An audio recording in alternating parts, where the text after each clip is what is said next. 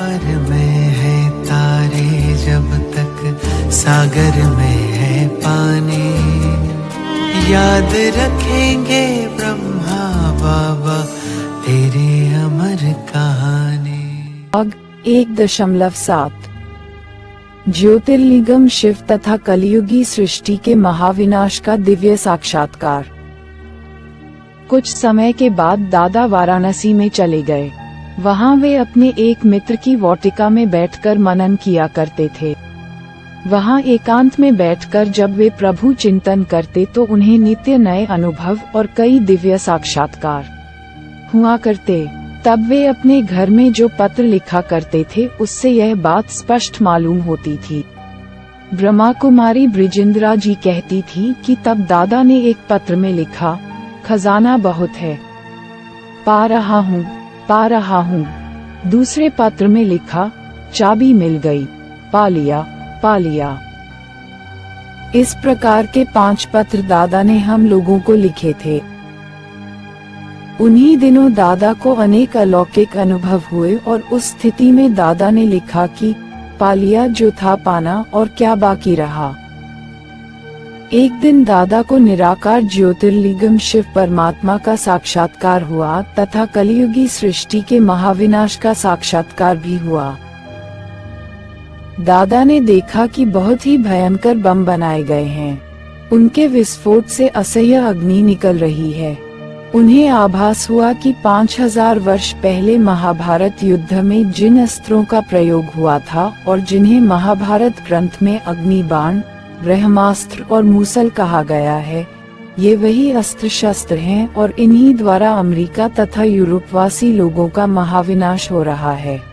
दादा को जिन दिनों ये साक्षात्कार हुआ उन दिनों अभी अमेरिका ने एटम और हाइड्रोजन बम हिरोशिमा और नागासाकी पर नहीं फेंके थे, बल्कि तब वैज्ञानिक लोग प्रयोगशाला में ही उन पर प्रयोग कर रहे थे।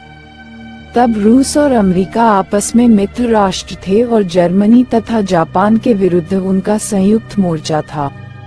तब दादा को परमपिता परमात्मा ने दिव्य चक्षु देकर यह अग्रिम साक्षात्कार कराए थे कि आगे चलकर ये दोनों देश एक दूसरे के शत्रु बन जाएंगे और एक विश्व युद्ध होगा जो कि अंतिम होगा। उसमें इन अस्त्रों शस्त्रों के प्रयोग से बहुत ही थोड़े से समय में एक अग्नि ज्वाला में भारत से बाहर दूसरे देशों में एक महाविनाश हो जाएगा। दादा ने गीता प्रसिद्ध अर्जुन की भांति यह भी साक्षात्कार किया कि सृष्टि में महाविनाश होने के परिणाम स्वरूप करोड़ों आत्माएं परमधाम को वैसे ही लौट रही हैं जैसे पतंगे प्रकाश की ओर लपकते हैं। दादा ने दिव्य दृष्टि द्वारा भारत में विकराल ग्रह युद्धों का और प्राकृतिक प्रकोपों का भी अग्रिम साक्षात्कार किया। विनाश के ये अत्यंत डरावने दृश्य देखकर दादा कांपने लगे। दादा ने देखा कि एक बहुत बड़ी बाढ़ आई है। जीव प्राणी अत्यंत भयभीत होकर जान बचाने के लिए इधर उधर भाग रहे हैं, परंतु वे बच नहीं पा रहे। कहीं पर अग्नि अपना महाविकराल रूप धारण करके नगरों और जीव प्राणियों को भस्मसात करती जा रही है।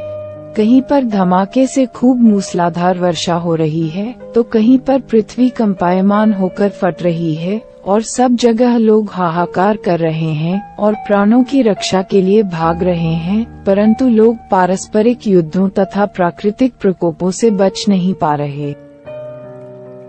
दादा, जिनकी आंखों में कभी किसी ने आंसू नहीं देखे थे कि आंखों से अब अश्रुधारा बह रही थी और वे कह रहे थे, प्रभु बस कीजिए प्रभु, इतना भयंकर विनाश, अब मुझे मोहिनी रूप दिखलाइए। आखिर कैसे होगा महापरिवर्तन? कैसे होगा कलयुगी सृष्टि का अंत और सतयुग की स्थापना? परमपिता परमात्मा ने दादा को प्रकृति के 5 तत्वों से इस कलयुगी दुनिया का अंत कैसे दिखाया, चलिए वे देखते हैं। यदा यदा हि धर्मस्य ग्लानिर्भवति भारत अभ्युत्थानम् अधर्मस्य तदात्मानं सृजाम्यहम्।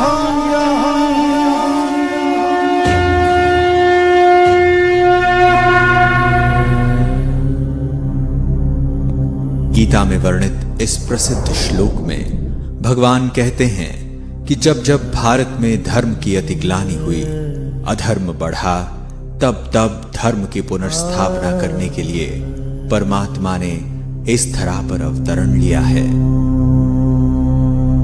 कि वर्तमान समय हम घोर कलयुग से गुजर रहे हैं,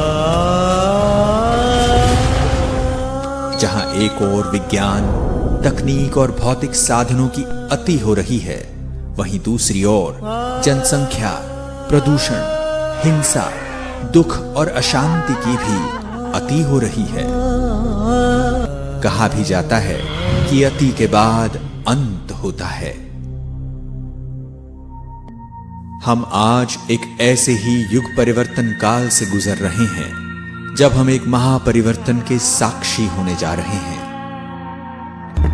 और इस महापरिवर्तन की शुरुआत तब हुई जब स्वयं सर्वशक्तिवान परमात्मा परम धाम से इस साकार मनुष्य लोक में अवतरित हुए।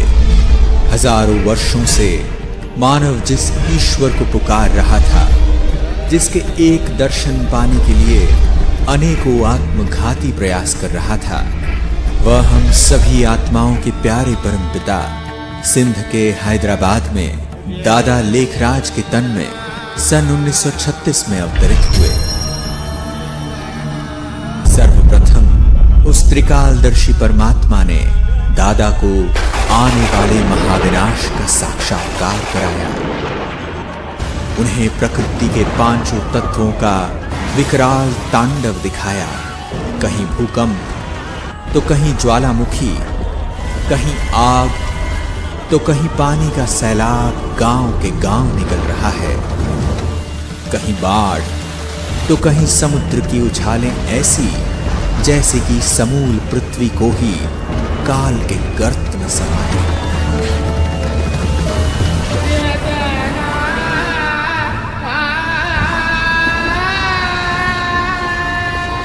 जहां सारे विश्व के महायुद्ध में विध्वंसकारी हथियारों द्वारा नरसंहार दिखा, दादा को इस विनाशी दुनिया से वैराग्य आ गया। तत्पश्चात परमात्मा ने उन्हें कलयुगी सृष्टि के महाविनाश के बाद आने वाली स्वर्णिम सतयुगी सृष्टि का भी दिव्य साक्षात्कार कराया, जिसमें उन्हें एक अति मनभावन दुनिया का नजारा दिखा। एक ऐसी दुनिया जहां चारों ओर सुख, शांति और पवित्रता थी। एक ओर जहां प्रकृति अपने संपूर्ण सतोप्रधान स्वरूप में थी, वहीं सभी मानव भी सर्वगुण संपन्न देवता स्वरूप में विचरण कर रहे थे। सर्व प्राणियों में भी प्रेम और सद्भाव की भावना थी। उस दुनिया में श्री लक्ष्मी और श्री नारायण का राज्य था। उस सर्व सुख से संपन्न युग में एक राज्य, एक धर्म और एक भाषा होने के कारण हर कोई सुखी और समृद्ध था। भाग 1.8 व्यापार से अवकाश। भविष्य में होने वाले महाविनाश को देखकर दादा का मन अब अपने व्यवसाय से उठ चुका था। अतः उसे समेटने के लिए वे वहां से कोलकाता गए। उन्हें अब सब हीरे पत्थर की तरह दिखाई देने लगे। वे बोले, ये तो झूठा व्यापार है। उन्होंने अपने भागीदार से कहा, अब हमें छुट्टी दो। उसने कहा, ये कैसे होगा? दादा का भागीदार किसी राजा को पहचानता तक न था। उसने सोचा कि दादा मुझे छोड़ जाएंगे तो बड़ी कठिनाई होगी। उसने शायद ये भी सोचा कि पता नहीं दादा क्यों नाराज हो गए हैं और पता नहीं वे कितना हिस्सा मांगेंगे, परंतु दादा ने उन्हें सांत्वना देते हुए कहा, मैं किसी मतभेद के कारण नहीं जा रहा, बल्कि इसलिए जाना चाहता हूँ कि मुझे अब ये धंधा झूठा लगता है। मुझे ईश्वरीय आवाज आई है कि कलियुगी सृष्टि का महाविनाश होना है, अतः मुझे अब ये पैसा ईश्वरीय सेवा में लगाना है। मैं अभी बैठकर आपसे कोई हिसाब किताब नहीं करूंगा। आप बाद में अपने वकील द्वारा जैसे भी ठीक समझो, हिसाब करा देना। दादा दान कर्म में उन्हें काफी आर्थिक सहयोग देते थे। जब कोलकाता में उन्हें अपने भागीदार से हिसाब करना था तो उन्हीं दिनों सिंध से काका के बीमार पड़ जाने का तार दादा के पास आया। दादा ने भागीदार के साथ हिसाब नहीं किया, बल्कि उन्हें भागीदार के वकील द्वारा हिसाब का फैसला करने से संबंधित जो कागज मिले, उन्हीं कागजों और उसी हिसाब किताब को उन्होंने ठीक मान लिया। तब उन्होंने घर में तार दिया जिसमें लिखा था, अलिफ को अल्लाह मिला, बे को मिली झूठी बादशाही। आई तार अलिफ को, हुआ रेल का राही। यहाँ अलिफ का अर्थ पहले व्यक्ति अर्थात दादा से है और बे उनके भागीदार का वाचक है। ऐसा तार देखकर विचार चलता था कि पता नहीं दादा को क्या हुआ है। जब दादा सिंध में आए तो उनका जीवन बिल्कुल ही बदला हुआ था। भाग 1.9 मृत्यु दशा का साक्षात्कार।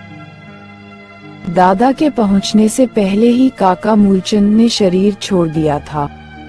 उनकी मृत्यु के बाद एक दिन दादा उनकी कोठी पर एकांत में बैठे थे। वहां उन्हें काका मूलचंद की मृत्यु दशा का साक्षात्कार हुआ। उन्हें दिखाई दिया कि आत्मा मस्तक से अलग होती गई। सत्ता छोड़ते छोड़ते वह पांव के अंगूठे तक आई, फिर थर्मामीटर के पारे की तरह धीरे धीरे ऊपर चढ़ते चढ़ते मस्तक तक आई। इस प्रकार उन्हें मृत्यु दशा का साक्षात्कार हुआ। काका मूलचंद की मृत्यु दशा के साक्षात्कार के लगभग एक सप्ताह के अंदर दादा को एक और साक्षात्कार हुआ। दादा ने देखा कि विष्णु उनके सामने प्रकट होकर कह रहे हैं, अहम चतुर्भुज तत्त्वम।